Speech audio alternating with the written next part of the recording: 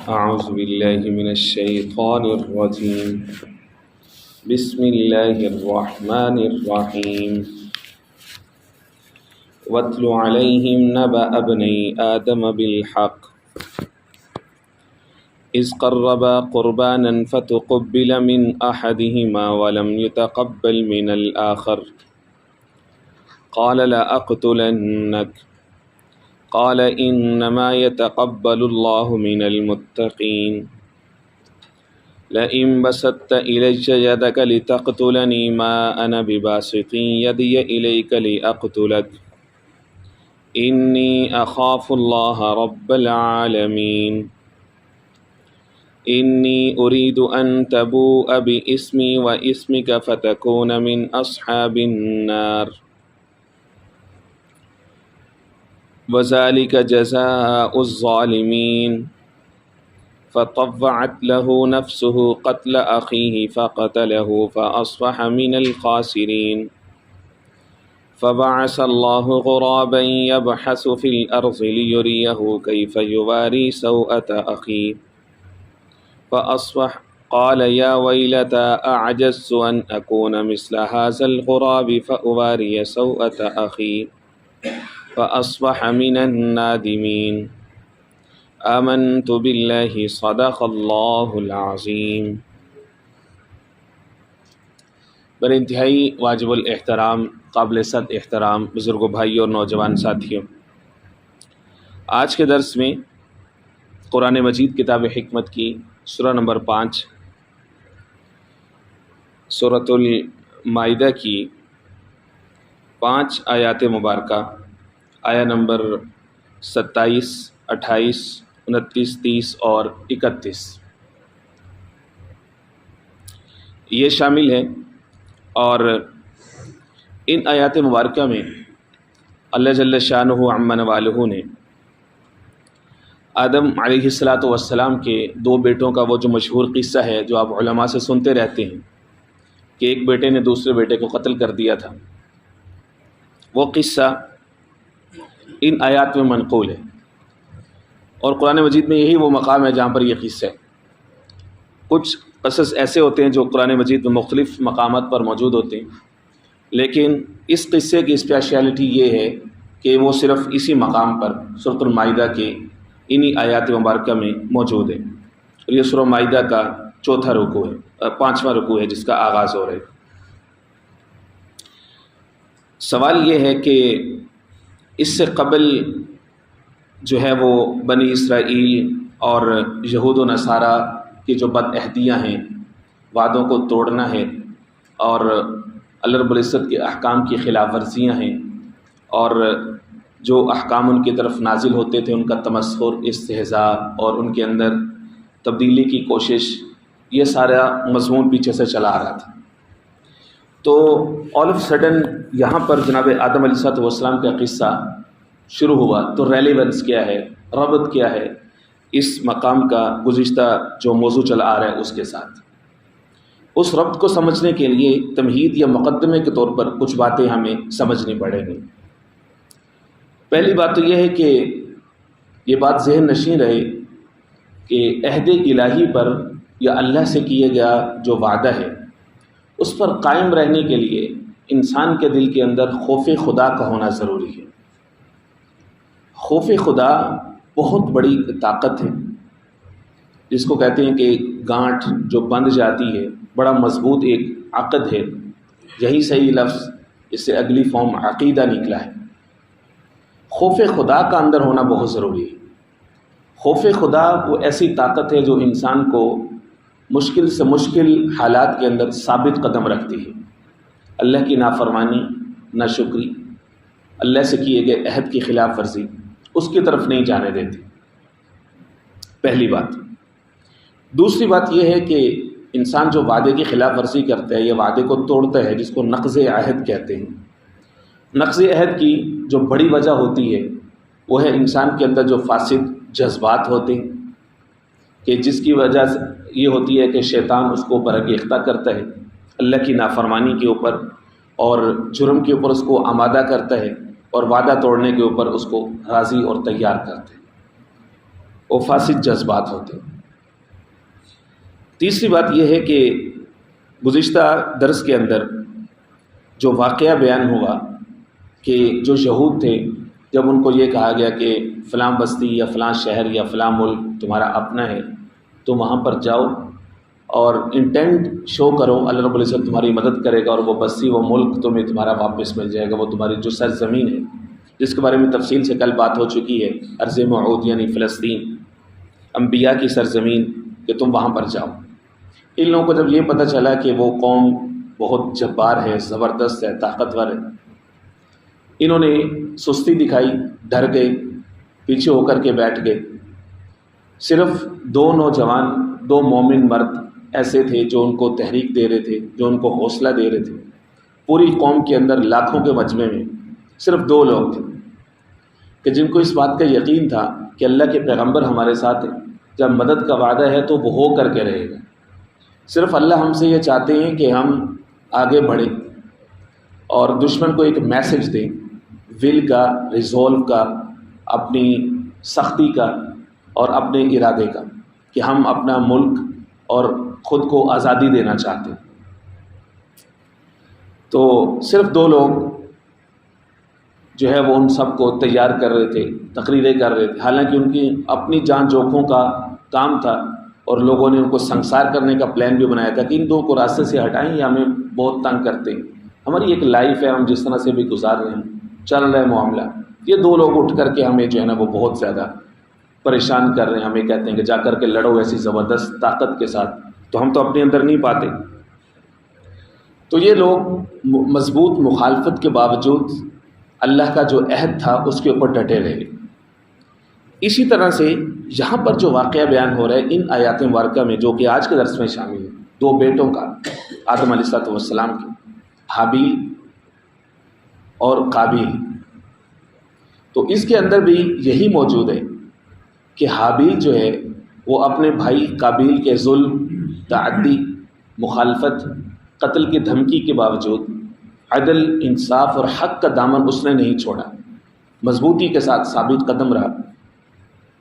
اور جب ہم ان آیات کا ترجمے سے گزریں گے تو اندازہ ہو جائے گا کہ وہ جو حابیل تھا وہ کس قدر اندر سے مضبوط انسان تھا، اور اس کے مضبوطی کی کیا وجہ تھی، وہ بھی جو ہے وہ انہی آیات مبارکہ کے اندر آ جائے گی۔ اور یہی تعلیمات یہ سورۃ المائدہ کی ہیں، جس کے پس منظر میں یہ واقعہ یہاں پر نقل کیا جا رہا ہے۔ مثال کے طور پر شروع میں اللہ رب العزت نے فرما دیا تھا پہلے ہی رکوع میں، وَلَا يَجْرِمَنَّكُمْ شَنَآنُ قَوْمٍ أَن صَدُّوكُمْ عَنِ الْمَسْجِدِ الْحَرَامِ أَن تَعْتَدُوا، کسی قوم کی دشمنی تمہیں مجبور نہ کرے کہ تم جو ہے وہ زیادتی کرنا شروع کر دو، یعنی محض اس وجہ سے کہ کوئی شخص تمہاری مخالف قوم سے ہے، تمہاری دشمن قوم سے ہے، تو تم عدل کے راستے سے ہٹ جاؤ، یہ نہ کرنا۔ دوسرے رکوع میں پھر جو ہے وہ زیادہ طاقت کے ساتھ یہ فرمایا، یا ایھا الذین آمنوا کونوا قوامین للہ شہداء بالقسط، کہ انصاف کے اوپر مضبوطی کے ساتھ کھڑے ہو جاؤ۔ ولا یجرمنکم شنآن قوم علی الا تعدلوا، کسی قوم کی، کسی فرد کی، کسی فریق کی دشمنی جو ہے، جو تمہارے اندر اس کے لیے کوئی مخالفت موجود ہے، محض اس بنا پر تم عدل سے، انصاف سے باز نہ ہو۔ اب اسی تناظر میں یہاں پر بظاہر بنی اسرائیل کے لیے یہ آیا اتری ہے جس میں فرمایا وَاتْلُ عَلَيْهِمْ نَبَأَ ابْنَيْ، کہ محبوب آپ ان پر یہ تلاوت کریں آدم علیہ السلام کے بیٹوں کا قصہ۔ اب ظاہر ہے کہ قرآن مجید کا اصل مقصد محض بنی اسرائیل کو ان کی مخالفت کرنا اور ان کو ان کی غلطیوں کا احساس دلانا اور مسلمانوں کو خوش کرنا کہ دیکھو یہ کیسے گندے لوگ تھے، کیسے کتنے برے لوگ تھے، اللہ کی نافرمانی کرتے تھے، مذاق اڑاتے تھے۔ محض مزہ لینے کے لیے تو نہیں اتری، بلکہ اس کے اندر مسلمانوں کے لیے بھی، امت مسلمہ کے لیے بھی اس کے اندر بہت زیادہ سیکھنے کی باتیں ہیں، حکمت اور موعظت کا سامان ہے۔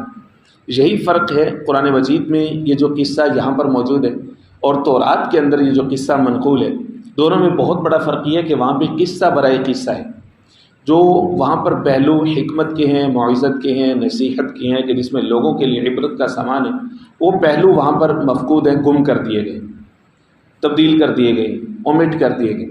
لیکن قرآن مجید کے اندر وہ سارے کے سارے پہلو کہ جن سے انسان حقیقت میں کوئی نصیحت حاصل کر سکتے ہیں، وہ ساری چیزیں یہاں پر موجود ہیں۔ چوتھی بات یہ ہے کہ اللہ پر ایمان لے کر کے آنا، ایک خدا کی عبادت کرنا، جنت اور جہنم کا تصور، عدل و انصاف کا تصور، حق پر استقامت کا تصور، یہ ساری چیزیں انسان کے اندر innate from the day one موجود ہیں۔ جب سے آدم علیہ السلام اور آدم کی ذریت، وہاں سے جو انسانیت کا آغاز ہوا ہے، ہمیشہ سے موجود ہے۔ یہ جو بنیادی ایلیمنٹس ہیں کسی بھی معاشرے کو پیس دینے کے، امن کے ساتھ رہنے کے، انسان کے اندر انیٹ اللہ رب العزت نے یہ چیزیں، حق و انصاف، عدل کی ضرورت، یہ ساری چیزیں اللہ رب العزت نے انسان کے اندر پلانٹ کی ہیں۔ وہ تھوڑا سا غور و فکر کرتا ہے تو اس کی سب سے پہلے سوچ ہی اس بات کی طرف جاتی ہے خدا کہیں نہ کہیں جو ہے وہ موجود ہے۔ یہ جو پچھلے 200-300 سال سے ایک ایتھیزم کی یا دہریت کی جو ایک ویو چلی ہے بڑی مضبوط، جس نے مسلمان ممالک کے اوپر بھی بڑا شدید حملہ کیا ہے، یہاں کی جو نوجوان نسل ہے وہ بھی اس سوچ کی طرف گئی ہے کہ کیا خدا ہے کہ نہیں۔ وہ محض اس وجہ سے کہ وہ شہوت پرستی چاہتے اور خدا کے احکام سے آزادی چاہتے، اور حقیقت میں کیا ہے کہ عقل بھی یہی کہتی ہے کہ انسان کی عقل سوچتی ہی وہی کچھ ہے جو حقیقت میں کہیں نہ کہیں اس کا کسی نہ کسی صورت میں وجود ہوتا ہے۔ تو اگر خدا ہوتا نہیں نا تو انسان اس کے بارے میں سوچتا ہی نہیں، وہ کہیں نہ کہیں ہے تو انسان نے اس کے بارے میں سوچا نا۔ تو کوئی قرآن و سنت کے دلائل کی بھی ضرورت نہیں ہے، اصل میں تو انسان سے اللہ رب العزت جو سوال کریں گے وہ اس کی عقل کے اوپر ہی کر لیں گے، وہ تو جو عقل دی تھی تو انہیں کیوں نہیں تلاش کی۔ تو انسان کے اندر رب العزت نے یہ چیزیں اس کی فطرت اور اس کی سرشت کے اندر جو ہیں وہ رکھی ہیں۔ تو اسی طرح کا عہد اللہ رب العزت نے آدم علیہ السلام کی ذریت سے لیا تھا کہ اللہ کے احکام کے اوپر تم جو ہے وہ عمل کرو گے اور انسانی نفس کی حرمت کو پامال نہیں کرو گے۔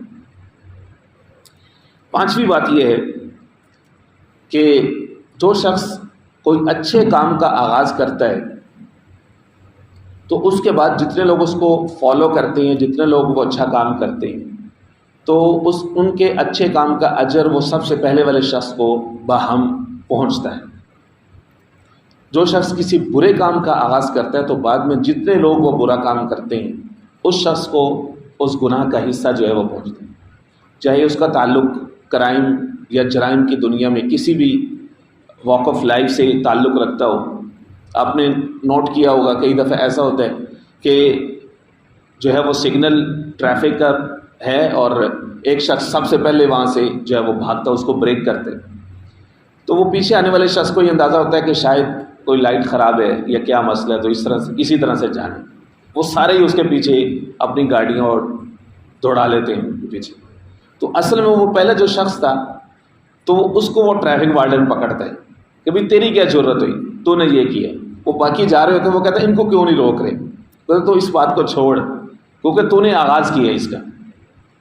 تو اسی طرح سے اللہ رب العزت کی نافرمانی کے اندر بھی یہی معاملہ ہے کہ جو شخص حدیث پاک کے اندر من سن سنتا حسنۃ، جس شخص نے کسی نیک کام کی بنیاد رکھی تو بعد میں آنے والے لوگوں کا اجر بھی اس کو ملے گا۔ جس شخص نے کسی گناہ کے کام کو اختیار کیا سب سے پہلے تو بعد میں آنے والے جتنے لوگ وہ گناہ کریں گے، تو وہ شخص جس نے سب سے پہلے یہ آئیڈیا دیا تھا یا اپنے عمل سے لوگوں کے سامنے ایک مثال قائم کی تھی، تو سب کا گناہ جو ہے وہ اس کو ملتا رہتا ہے۔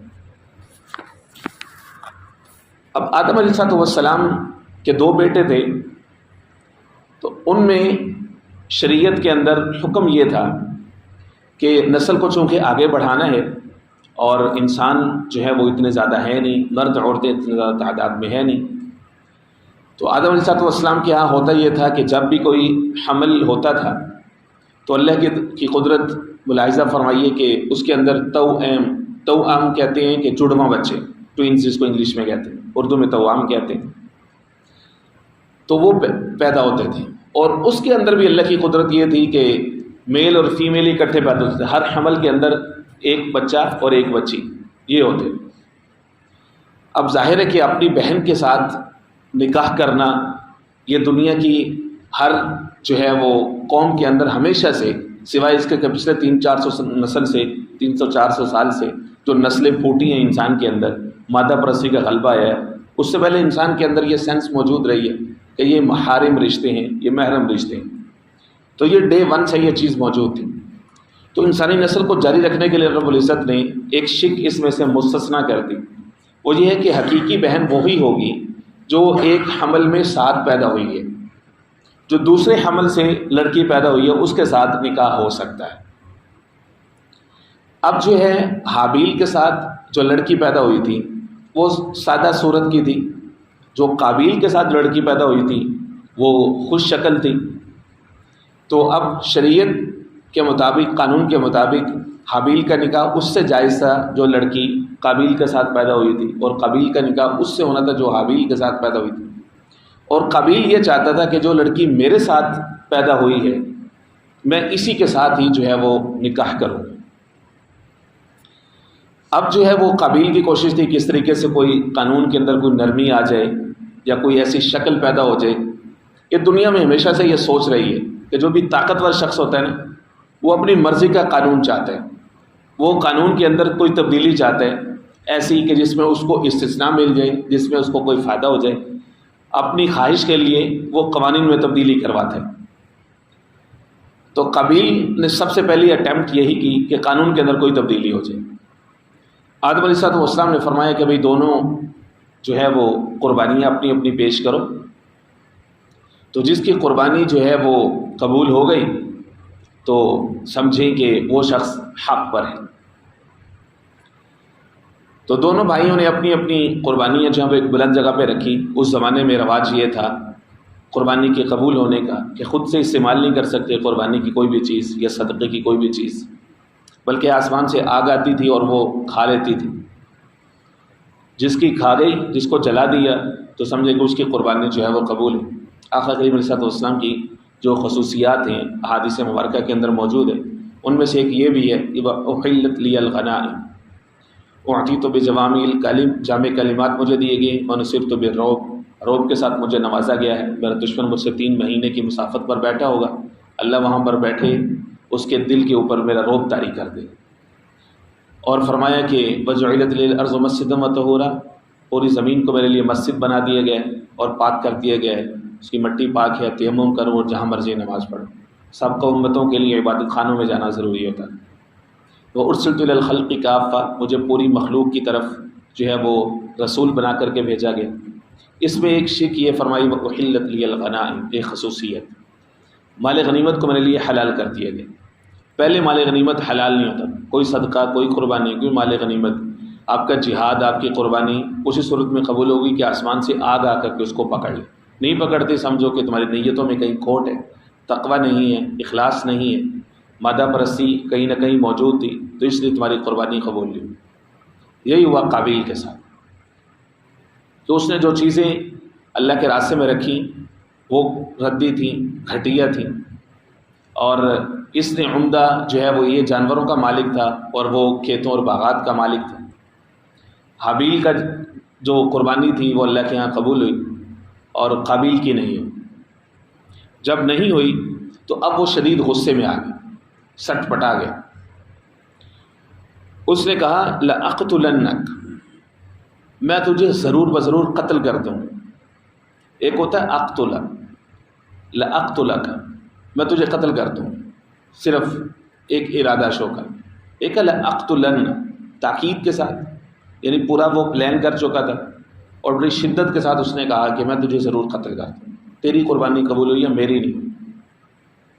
یہ جو انسان کے اندر حسد اور بغض کا جذبہ ہے، کسی دوسرے کی سکسیس، کسی دوسرے کی کامیابی، کسی دوسرے کی مقبولیت، اس کو ہضم نہ ہونا، یہ انسان کی جو خصائل رذیلہ ہیں، یہ اس میں سے بدترین خصلت ہے۔ جذبہ حسد، کسی دوسرے کی سے نعمت چھن جانے کی تمنا، اور اپنی ناکامی کا ذمہ دار کسی دوسرے کو سمجھنا، اپنی سستی، اپنی غفلت کا ذمہ دار کسی دوسرے کو سمجھنا، اس کا جو ثبوت ہے یہ اس پہلے قتل سے جس کا تذکرہ بھی چل رہا ہے وہیں سے ہو جاتا ہے کہ قابیل غصے میں آ گیا، سٹ پٹا گیا، حسد کی آگ میں جل رہا تھا کہ اس کی قربانی کیوں قبول ہوئی، میری کیوں نہیں ہوئی۔ بجائے اس کے کہ وہ اپنا ڈی میرٹ دیکھتا، اپنے اندر جو خامی ہے اس کو ٹھیک کرتا، اس نے کہا لأقتلنک، میں جو ہے وہ تجھے قتل کر دوں۔ اب آ جائیں ان آیات کے ترجمے کے اوپر، ساتھ ساتھ ہم جو الفاظ ہیں ان کا مفہوم بھی آپ کے سامنے انشاءاللہ العزیز عرض کریں گے۔ وَاتْلُ عَلَيْهِمْ نَبَأَ ابْنِ آدَمَ بِالْحَقِّ، اور آپ تلاوت کیجئے علیہم ان پر، یعنی یہود پر، نبأ ابن آدم بالحق، آدم علیہ السلام کے دو بیٹوں کی خبر، بالحق، حق کے ساتھ۔ علیہم کہا کہ ان پر آپ تلاوت کریں، یہود کے اوپر۔ اس کا یہ مطلب نہیں ہے کہ یہود کو ہی یہ شرمندہ کرنا مقصود ہے کہ عہد کی خلاف ورزی کرنے والے ہمیشہ سے لوگ موجود رہیں اور اللہ کی پکڑ میں بھی آتے رہیں، بلکہ امت مسلمہ کے لیے بھی اس کے اندر جو ہے وہ بہت زیادہ نصیحت کی بات ہے۔ نبأ، خبر دیں، خبر خود عربی زبان کا لفظ ہے، لیکن نبأ کہتے ہیں خاص ایسا حادثہ، کوئی اہم واقعہ کہ جس میں سیکھ کا سامان بہت زیادہ ہو، عربی میں اس کو نبأ کہتے ہیں۔ مثال کے طور پر سورہ نبأ ہے، قرآن مجید کے 30واں پارے کا آغاز ہوتا ہے، عما یتساءلون عن النبأ العظیم، لوگ آپ سے سوال کرتے ہیں کس کے بارے میں؟ بہت بڑی خبر کے بارے میں، اور وہ خبر کون سی ہے؟ وہ قیامت کی ہے۔ تو نبأ کہتے ہیں کوئی بہت اہم حادثہ یا واقعہ، اس کے بارے میں کسی کو بتانا، اس کو کہتے ہیں خبر، نبأ۔ اب نئی آدم کے دو بیٹوں کی خبر، بالحقی، حق کے ساتھ۔ حق کے ساتھ اس لیے کہا کہ جو تورات کے اندر جو واقعہ موجود تھا تو اس کے اہم پہلو جس میں نصیحت کا سامان تھا، یہود نے اس کو حذف کر دیا تھا۔ اس لیے اللہ نے فرمایا کہ محبوب اب آپ ان کے سامنے رکھیں کہ ہزاروں سال پرانا واقعہ ہے، ان کو یہ پتہ چلے کہ اصل میں اس واقعے سے نصیحت کیا تھی، ان کو ان کے سامنے آنی چاہیے۔ اس قربا قرباناً، جب قربانی دی، قربانی دونوں نے، فتقبلا، قبول کر لی گئی، من احدہما، ان میں سے ایک کی طرف سے، ولم یتقبل من الآخر، اور نہیں قبول کر لی گئی من الآخر، دوسرے سے۔ الفاظ ملاحظہ فرمائیں، قبول کر لی گئی، ایک سے قبول کر لی گئی اور دوسرے سے قبول نہیں کر لی گئی، مجہول کا صیغہ۔ اس کا مطلب یہ ہے کہ انسان کا اپنا بس نہیں ہوتا کہ قبول ہو جائے، عمل کرو اور ڈرتے رہو۔ یہ صحابہ اکرام کی سنت ہے کہ وہ لوگ کتنے عظیم لوگ تھے، نماز پڑھتے تھے، زکوٰۃ دیتے تھے، حج کرتے تھے، جہاد کرتے تھے، قربانیاں دیتے تھے، پھر بھی ڈرتے تھے کہ اللہ اس کو قبول کر، اللہ اس کو قبول کر۔ اصل چیز قبولیت ہے۔ فرمایا کہ ایک سے قبول کر لی گئی، دوسرے سے نہیں گئی۔ قال لأقتلنک، جس سے قبول نہیں کی گئی اس نے کہا لأقتلنک، میں تجھے قتل کرتا ہوں، ضرور بضرور قتل کر دوں۔ قال، دوسرا بھائی بولا حابیل، انما یتقبل اللہ من المتقین، گویا کہ اس نے فلسفہ جو ہے وہ سامنے رکھ دیا کہ قبولیت کی بنیاد کیا ہوتی ہے، کہ بے شک قبول کرتے ہیں اللہ من المتقین، کس سے قبول کرتے ہیں؟ متقین سے، تقوی والوں سے اللہ قبول کرتے ہیں قربانی۔ جس شخص کے اندر جو ہے وہ کوئی بھی چیز قربان کرنے کے بعد، خرچ کرنے کے بعد جذبہ اور نیت یہ ہو کہ اس کا مقصد دوسرے پر احسان کرنا ہے، یا موقع کے مطابق دوسرے کو احسان جتلانا ہے، یا اپنی تشہیر کرنا مقصود ہے کہ لوگ یہ کہیں کہ صاحب دیکھو جناب بڑا پیسہ ہے، اتنے پیسے کے بعد کنجوسی بھی نہیں ہے اور کھلے دل کے ہیں، دریا دل، تھوڑی سی بھی اس طرح کی نیت آئی تو سارا کچھ گیا۔ یہاں پر متقین کے الفاظ ہیں کہ اللہ متقین سے قبول کرتے ہیں، تقوی والوں سے قبول کرتے ہیں۔ اس کے ساتھ اگر ہم سورۃ الحج کی وہ آیا ملائیں کہ جس میں اللہ رب العزت فرماتے ہیں لن ینال اللہ لحومها ولا دماؤها ولکن ینالہ التقوی منکم،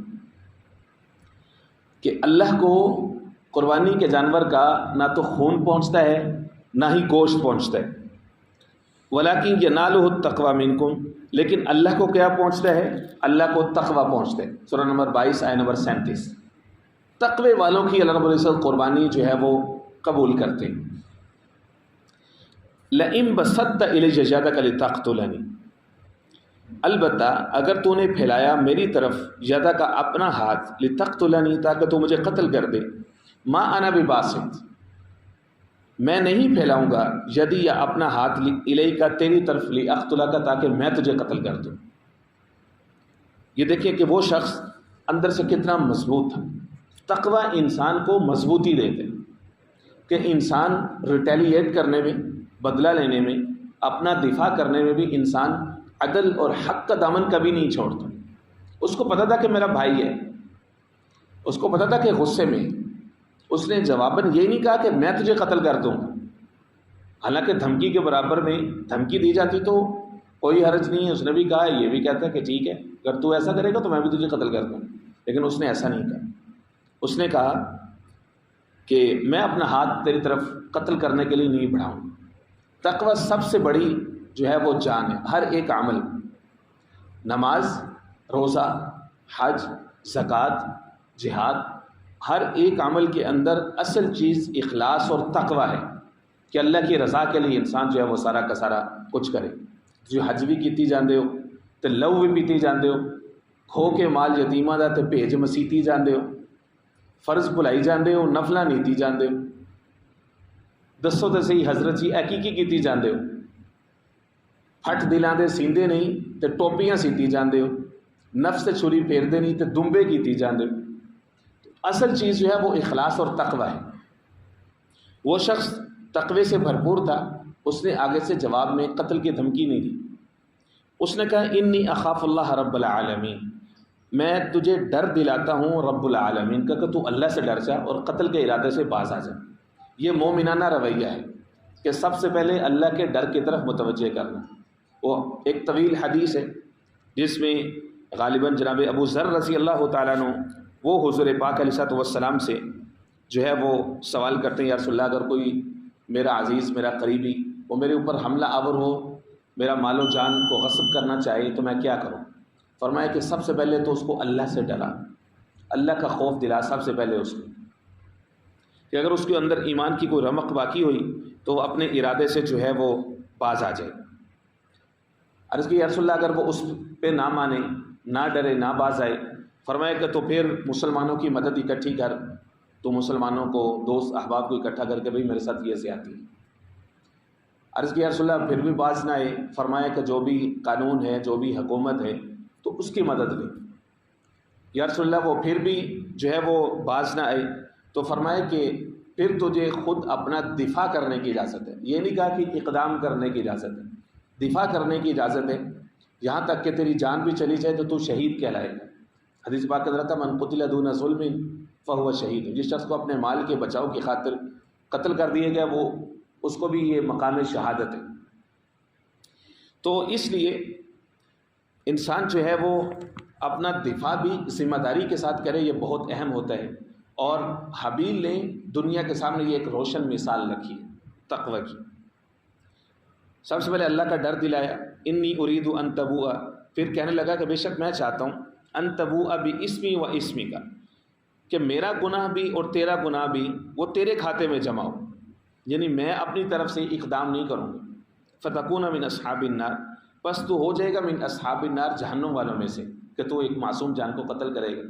سورہ نساء کے اندر جو ہے وہ گزر چکا ہے کہ من قتل مؤمنا متعمدا، جس نے کسی مومن کو جان بوجھ کر قتل کیا تو وہ ہمیشہ ہمیشہ کے لیے جہنم میں رہے گا۔ وذالک جزاء الظالمین، فرمایا کہ یہ بدلہ ہے ظالموں کا۔ فطوعت له نفسہ، پس اس نے منا لیا اس کے لیے، قتل کے لیے، نفسہ، اس کے نفس نے اس کو منا لیا۔ طوعت، یہ الفاظ بھی قرآن مجید کے عجیب ہے، صرف اتنی بات آ جاتی ہے کہ اس نے ارادہ پکا کر لیا، نفس کو منا لیا۔ گویا کہ جب انسان کوئی گناہ کرنا چاہتا ہے تو اس کے اندر جو فطرت سلیمہ ہے، جو اندر اچھائی برائی کا جو اللہ نے مادہ رکھا ہے، وہ اس کو کہتے ہیں نفس لوامہ۔ نفس کی 3 سٹیٹس ہیں، نفس امارہ، نفس لوامہ، نفس مطمئنہ۔ نفس لوامہ کی جو حالت ہے یہ کافر کے اندر بھی موجود ہوتی ہے، کہ انسان گناہ کرنے سے قبل اس کا نفس ہے وہ اس کو روکتا ہے، اس کو ملامت کرتے ہیں۔ جب وہ بار بار کرتا ہے تو نفس لوامہ کو گویا کہ وہ ڈیفیٹ کر دیتا ہے، اس کو وہ الگ کر دیتے ہیں۔ تو اس کا بھی نفس تھا جو اس کو روک رہا ہوگا کہ بھائی ہے تو دنیا میں پہلا قتل ہوگا، اور عورت کی خاطر قتل ہو رہے ہیں۔ ظاہر ہے کہ ہمیشہ سے فسادات 3 وجہ سے ہوتے ہیں، قتل و غارت جتنی ہوتی دنیا میں اس کی 3 وجہ ہوتی ہیں، زن، زر، زمین۔ سیانے ہزاروں سال سے کہہ گئے کہ قتل اور غارت، فسادات زن کی وجہ سے ہوتے ہیں، زر کی وجہ سے ہوتے ہیں، یا زمین کی وجہ سے ہوتے ہیں، 3 زے ہوتے ہیں۔ تو اس کے اندر بھی ملامت کہیں نہ کہیں موجود تھی، لیکن اس نے اس ملامت کا جو نفس تھا اس کو جمپ کیا اور منا لیا اپنے آپ کو، قتل اخی، اپنے بھائی کے قتل پر۔ فقتلہ، پھر اس نے اس کو قتل کر دیا۔ فاصبح من الخاسرین، پس ہو گیا خسارے والوں میں سے۔ اس سے بڑا خسارہ کیا ہو سکتا ہے؟ کسی جان کو قتل کر دے۔ فبعث اللہ غرابا یبحث، اب وہ پریشان تھا، بھائی کی جان ہے، قتل ہو چکا ہے، اور وہ اسی طرح سے ان اٹینڈڈ اس کو چھوڑ دیا۔ اللہ نے بھیجا ایک کوے کو، کوا بڑا سیانہ ہوتا ہے، یبحث فی الارض، وہ زمین میں اس کو کرید رہا تھا، لیریہ ہو، تاکہ اس کو دکھا سکے کیف یواری سوءۃ اخی، کہ وہ کس طرح سے اپنے بھائی کی ناش کو چھپا سکتا ہے۔ قال یا ویلتہ، اس وقت اس کو افسوس ہوا۔ غصے کی جو ابتدا ہوتی ہے وہ ہمیشہ پاگل پن کے اوپر ہوتی ہے، اور اس کا اختتام شرمندگی کے اوپر ہوتا ہے۔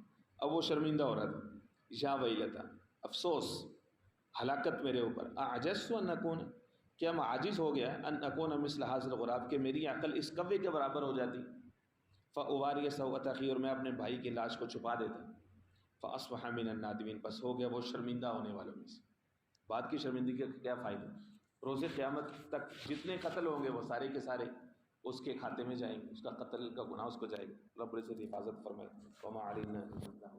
بسم اللہ، اللهم صل على محمد النبي الأمي وعلى آله وأصحابه وبارك وسلم تسليما كثيرا، اللهم نبّر قلوبنا بالقرآن وزين أخلاقنا بالقرآن وادخلنا الجنة بالقرآن ونجنا من النار بالقرآن، يا رحيم يا رحمن يا رحيم يا رحمن، اللهم اشف مرضانا ومرضى المسلمين، صلى الله تعالى على خير خلق محمد وعلى